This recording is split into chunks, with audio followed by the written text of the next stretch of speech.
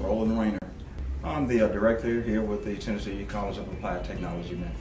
I'm the administrator, totally responsible for all operations of the campus. Main campus here at 550 Alabama Avenue, as well as our campus on Home out by the airport.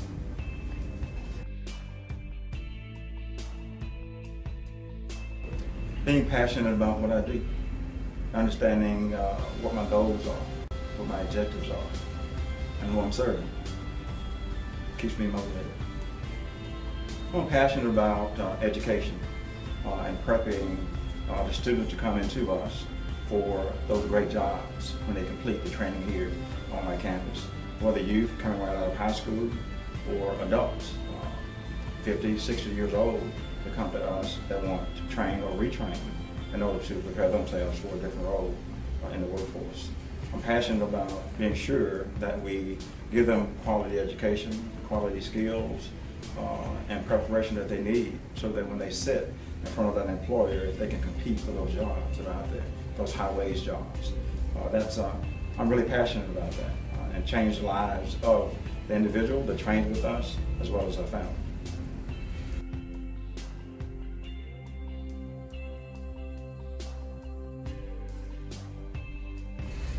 Okay.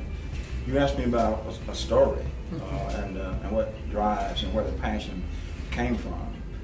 Yes, I have a story, and it goes back to the early 60s and sitting around in the kitchen with my grandmother. We were farmers. I grew up on a farm.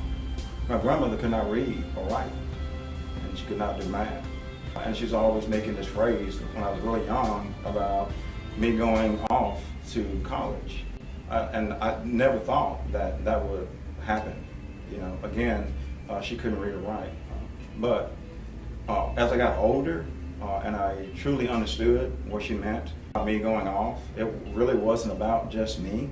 It was really about generations after me, because it gave me an opportunity and a drive, you know, to do my very best in high school and to transition to college. And I was the very first in my family to go to college. And we're basically generations of sharecroppers. That's what we did.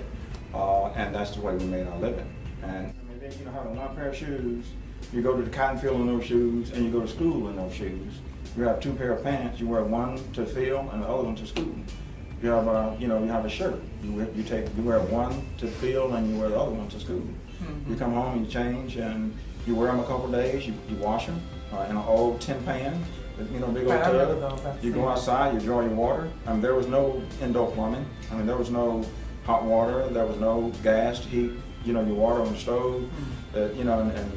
You know, I did it the old-fashioned way. The situation was irrelevant. I mean, to me, it was about, you know, whether she could read or write or not didn't matter.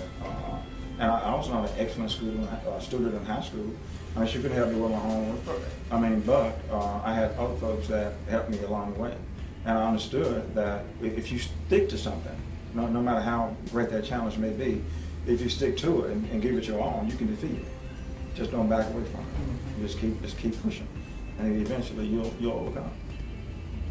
And a lot of our young folks today, they don't get that. They don't understand that, and a lot of the reason is because they don't have anyone that can share those stories. And so often, as parents, sometimes we allow our situations to defeat us. And then when you're defeated, then your children, in a lot of cases, are defeated as well. And you start that generational curse of poverty. And you can't allow that to defeat you. You got to keep going. And when your children see the hard work that you do and put forward, then just my grandmother getting up in the morning, fixing my grandfather breakfast before I got out of bed, I'm still asleep, and he's already out there in the field working. Before the sun comes up, she's out there working, and later on I go out there and do my work. She'll leave the field, come home, fix dinner. My grandfather would sit and eat dinner, we talk, we communicate with each other, we laugh, we play, and we go to bed, we get up the next day, we go back to work. And you do that, and people talk about poverty, growing up in a house to where you can walk inside of the house and see chickens and dogs under your house. And when it rains in your house. And when you have to, in the wintertime, you have to go do personal stuff. You got to go outside, in a hut and take care of your personal business. I mean, these young people have no idea, what that was like. So for me, it was nothing. I look back on it today, it was nothing, because it was your mindset. It's really all about your mindset and just overcoming that stuff. That's really nothing, and really, that really molded who I am today.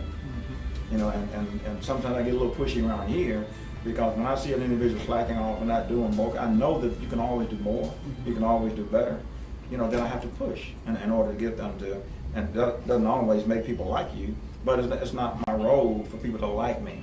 If I see potential, it's my role to push you into that, and not just allow you to miss out on 50% of what you really are about.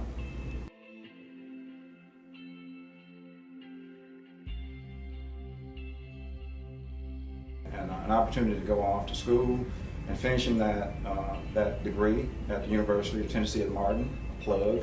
After that, encourage my siblings to go to school and to encourage their children to go to school as well. And so with me being the first, my children have gone off to college and completed. My youngest is going to be starting college this fall. He'll be the last of my children, and my sisters and brothers, their children have gone off to college. And so that conversation with grandmother around the kitchen table back in the 60s stuck with me. And what she was trying to get at again is, you are the one that's going to break this cycle of poverty within our family line. And I take that serious. So my passion comes from those words that she shared with me, and her belief in me that I was going to be the one to move the family forward out of this situation of poverty. And I believe in doing things very best, being excellent at what you do, being passionate about what you do, and just being faithful in your work, and just thanking God for the opportunity and the gifts that have been given to me to do the work that I do. And giving me that passion and that drive to continue to do the work that I do, to see people excel. I enjoy it, I love it, and when I'm down and low, if you will, thinking about getting up and coming to work and connecting with that student that needs that little motivational conversation that grandmother gave me, I can share that with them, and I understand the results of it.